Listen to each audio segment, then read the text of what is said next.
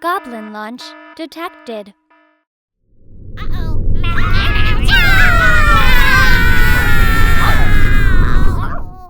This video is sponsored by Cool Stuff Inc. If you're looking for cards in the US, look no further as you can use the promo code MTGMudsta to get you 5% off anything on the site. Or if you're in Canada like me, you can use the same promo code at Multizone to get 10% off your orders of singles. If cards aren't what you're looking for, Original Magic Art has playmats, tokens, and sweet art that you can use that same promo code to help you get 5% off your order there. And if you just want to help out the channel, you can always consider becoming a patron for as little as $1 a month and join the generic Goblin Gang. Hey gang, and welcome back. Today's game finds us at Kessel Run Games, and this game features almost exclusively samurai commanders. I'm playing Mistform Ultimus, which yes, does count as a samurai, keeping Nykthos Shrine to Nyx, Lord of Atlantis, Wizard class, Cavern of Souls, Arcane Signet, Grand Architect, and Snap. James is back playing Isao, keeping 3 forests, Inscription of Abundance, Seal of Primordium, Primal Bellow, and a Soul Ring. Dylan is rocking his Norika Yamazaki deck again, keeping Green Ward, 3 Plains, Murder Investigation, Reparation, and a Black Ward. Shane once more is ruining everything, playing Atla Palani and keeping Terastodon, Crossing Grip, Goblin Bombardment, Command Tower, Yavimaya Elder, Exotic Orchard, and Selesnya Signet. Shane wins the die roll and starts us off. He draws, plays a Command Tower, and passes. I display Nykthos and pass. James draws, plays a forest, and casts Soul Ring. Dylan has a Cathedral of War for turn and passes to Shane. Shane plays an Exotic Orchard and casts Selesnya Signet. I play a Cavern of Souls as my land for turn, naming Merfolk, and then cast Arcane Signet. James plays a forest and casts Isao before passing to Dylan. Dylan draws, plays a Plains, and passes. Shane draws, and then casts a Yavimaya Elder, passing back to me. I play an island for turn and cast Grand Architect and pass. James draws and miracles Revenge of the Hunted on Isao. He then plays a forest for turn, and he swings his commander at Shane, who has to block with the Elder because of the spell, and this pumps him by +2/+2 because of Bushido 2. Shane takes 9 commander damage because of Trample. Shane does get to go and find 2 lands to put to his hand, and James then casts Seal of Primordium in his second main phase, and passes. Dylan draws, plays a Plains, and casts his commander, Norika, before passing back to Shane. Shane has a mountain for turn, and casts a Kur Tribe Elder. He then casts a Harmonic Prodigy, and passes. I draw, and use my Grand Architect to help power out a Gilded Lotus. And I then use that to cast a Master of the Pearl Trident, and then a Wizard class. I pass, and in my end step, James uses Seal of Primordium to destroy Wizard class. James has a forest for turn and casts the Inscription of Abundance kicked. He puts 2 counters on Isao, gains some life, and has Isao fight the Harmonic Prodigy. After that, he moves to combat and hits me for 4 commander damage. Dylan draws and plays a Plains. He casts Green Warden Norika, and then he casts Reprobation onto my Grand Architect.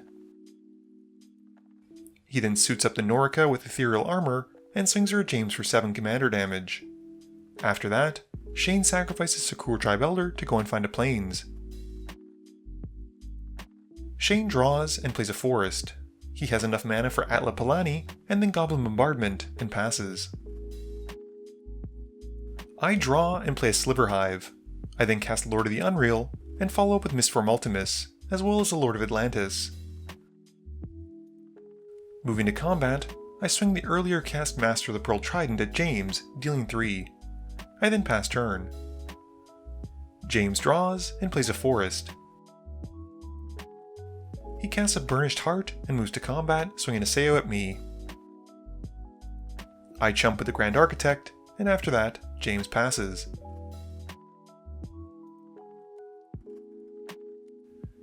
Dylan draws and plays a Nykthos of his own.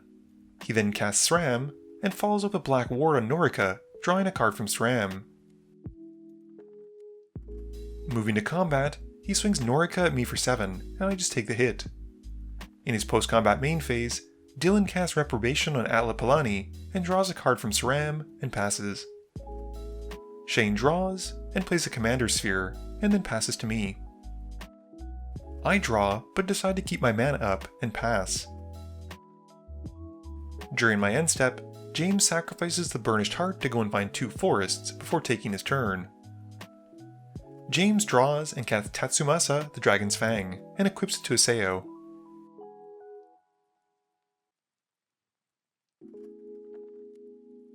Moving to combat, he swings his commander at me for 9, and I just take the hit. After that, James passes. Dylan draws and plays a Plains. He bestows an Eidolon of Countless Battles onto Norika, drawing off of SRAM. He then casts Murder Investigation on Norika as well, and then a Red Ward, drawing 2 more cards. For combat, Dylan swings his now gigantic Norika at me, and I cast Snap to bounce her back to his hand, and he loses most of the enchantments. After that, Dylan passes, and Shane casts Croson Grip, targeting the Reprobation during the end step.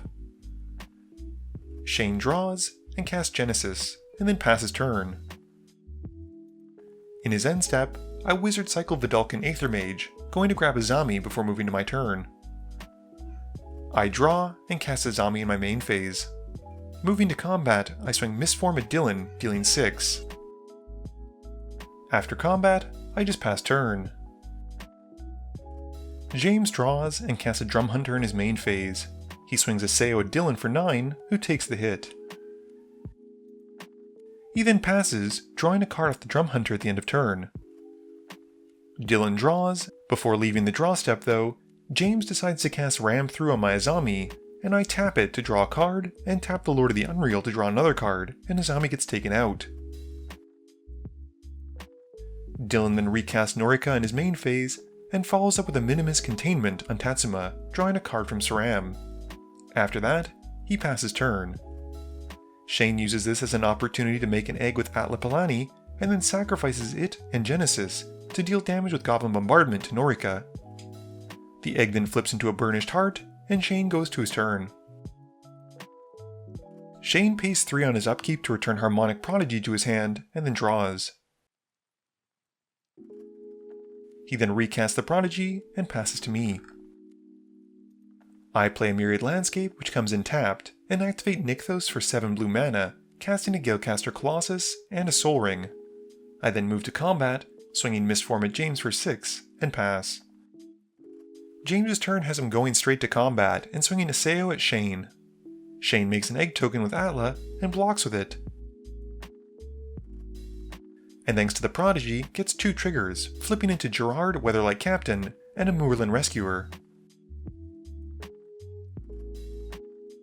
After that, James passes, and draws at the end of turn from the Drum Hunter trigger.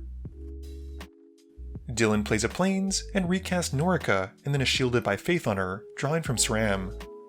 He then passes, and during his end step, I go to bounce Atla with the Galecaster Colossus.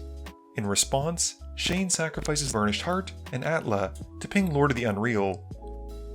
He then sacrifices the Harmonic Prodigy and Moorland Rescuer to finish it off, and also deals 1 to the Master of the Pearl Trident. The Moorland Rescuer brings back the Prodigy and Sakura Tribe Elder, and he sacrifices those to finish off the Lord of Atlantis. He then sacrifices Gerard to ping Mistform, and brings back all of his creatures that are sacrificed. After that sequence, he goes to get a land with the Sakura Tribe Elder, and moves to his turn. Shane draws and plays a Croson Verge, which comes in tapped. He then casts Colossal Majesty and passes. I sacrifice my Myriad Landscape in my main phase, going to find 2 islands and pass. James draws and makes a deal with Dylan to hit him for a chunk of damage in order to draw some cards to help deal with Shane and I. Dylan agrees to take the deal with the promise that he can hit him back, and James casts a Primal Bellow on the Drum Hunter, and then Hunter's Insight, and goes to combat.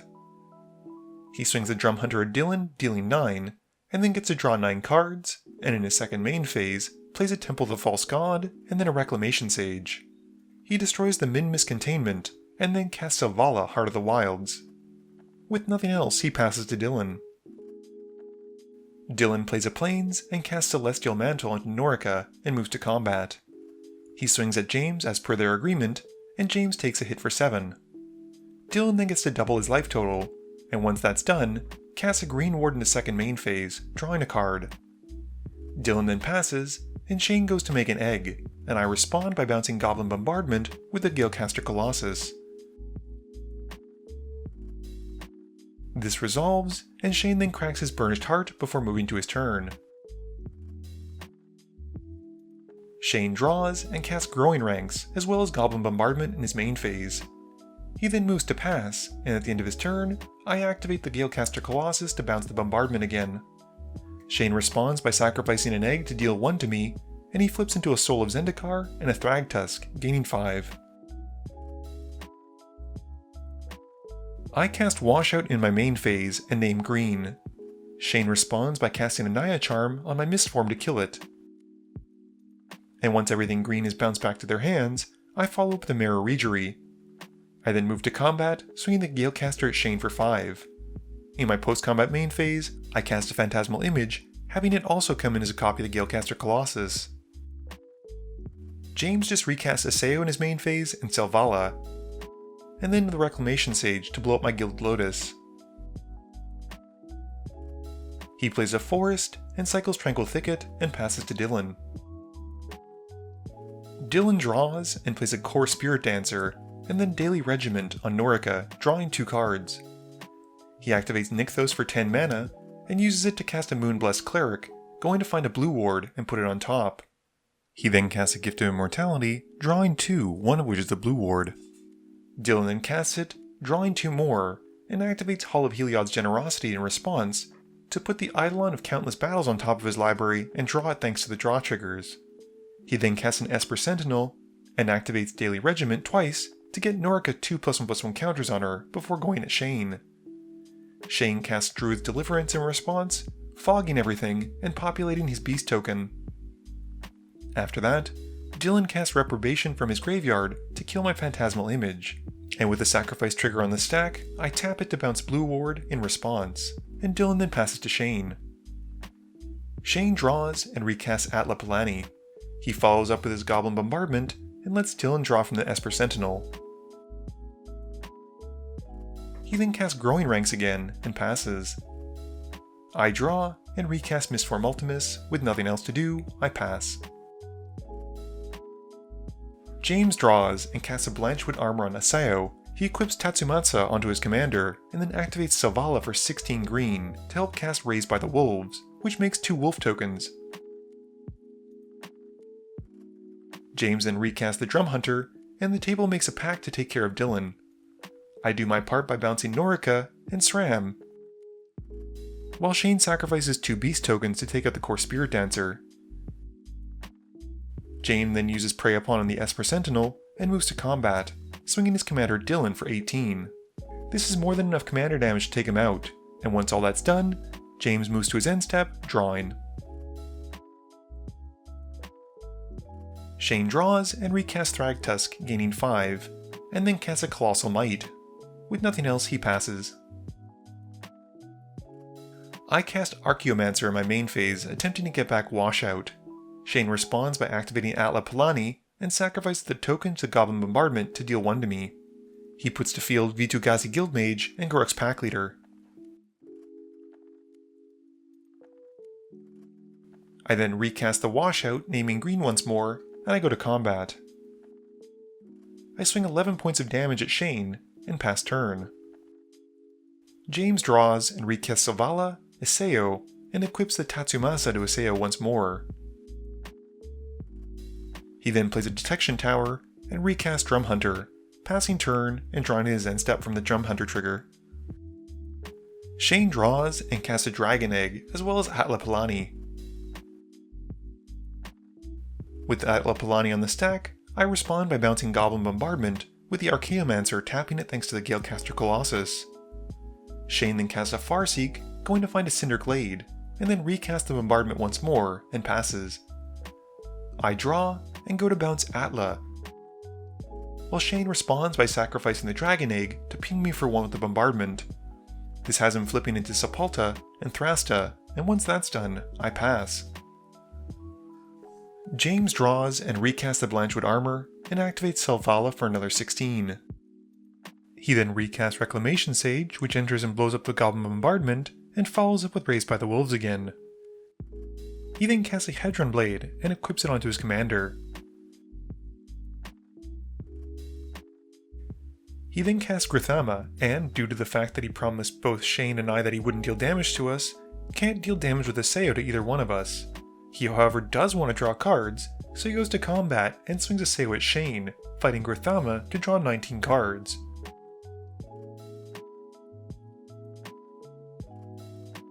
Then, staying true to his deal, he fogs combat with Moment's Peace. In his post-combat main phase, he plays a Forest and casts Instill Energy on his commander, and, as if 19 cards wasn't enough, casts Soul's Majesty to draw 20 more.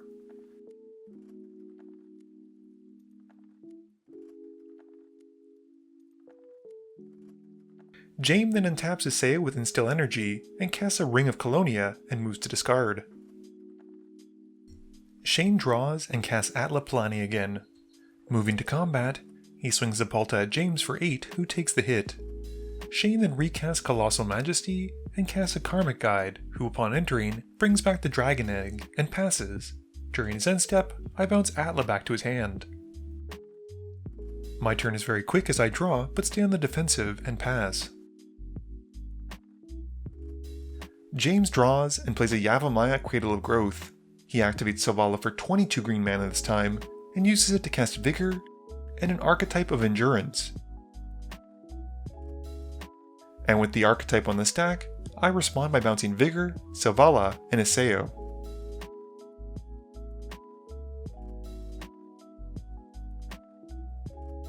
He then uses his remaining mana to cast Aestheticism and Vigor once more. James then casts Outmuscle to have the Drum Hunter find Trasta, which doesn't kill the Trasta, but does give Drum Hunter 7 +1/+1 counters thanks to Vigor being out. He then uses Epic Confrontation to fight the Galecaster Colossus, which does kill my Colossus and gives the Drum Hunter 5 more counters. James then recasts Selvala and equips the Ring of Colonia to the Drum Hunter and moves to combat. James then swings the Drum Hunter at Shane, who blocks his Sepulta to take up some of the damage, but still takes 11. And after that, James passes. Shane draws 2 thanks to the Colossal Majesty, and casts a Sun Titan, bringing back Goblin Bombardment. Moving to combat, he swings the Talpa and the Dragon token at James, and pumps the token enough times to take James out. After that, he recasts Atla and passes. I draw for turn and cast Diviner's Wand and equip it onto Mistform. I then pass, and in my end step, Shane sacrifices the Dragon Egg to ping me for 1, and reveals until he hits a Marauding Raptor and a Giant Ataphage. Shane draws and swings his team at me. He's able to activate his flyers with Fire Breathing, and with only a few blockers on my side, I get promptly taken out. Game review time. So it seemed like I stumbled a little bit in late game with card draw since I was only drawing 1 per turn, which for a mono blue deck just seems wrong. I probably should have waited a little bit longer before tutoring up his Zombie, but I was excited and wanted to draw some cards. I know it may have seemed that we were giving Shane a hard time, but Atla Palani is the kind of deck that you really have to keep him off of his commander, otherwise the incremental value he gets from those eggs is just backbreaking. I've mentioned this in the game before, but James built his Isao deck around the idea of Princess Mononoke. Unfortunately, during the game, we had so much focus on what was happening, he didn't have a ton of time to explain what each card represented, so hopefully he'll be able to in the future. Norika is actually a really scary mono-white commander. Being able to recast auras and enchantments from your graveyard that you would lose is a great way to build her back up again after facing a board wipe, or like in my case, bouncing her back to Dylan's hand. This video wouldn't be possible without the help from my sponsors, Cool Stuff Inc., Multizone, Original Magic Art, and Alter Sleeves. But it definitely wouldn't be possible without the help from you, the viewers, and my patrons. So I just want to say thank you for watching, and to remember, friends are just opponents you haven't eliminated yet.